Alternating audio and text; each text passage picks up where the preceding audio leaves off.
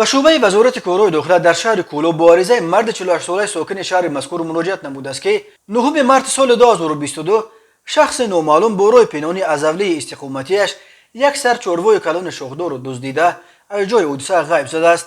ضرری رسانیده شده 6000 سومانی را تشکیل می‌دهد. در نتیجه گذرانیدن چاره‌بینی‌های اپراتیوی جستجویی از جانب کارمندان میلیسیا، مرد 30 ساله ساکن امین شهر همچون گمانبر در صادر نمودن جنایت دزدی دستگیر کرده شد. نسبت گمانبر شونده پرونده جنایتی با ماده 244 کودکس جنایتی جمهوری تاجیکستان آغاز کرده شده تفتیشات ادامه دارد و او بر اساس ماده 244 از 2 تا 5 سال زندان تهدید میکند.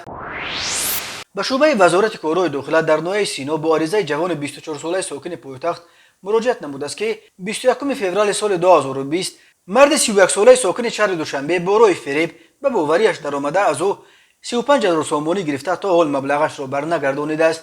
از روی این حادثه تفتیشات ادامه دارد.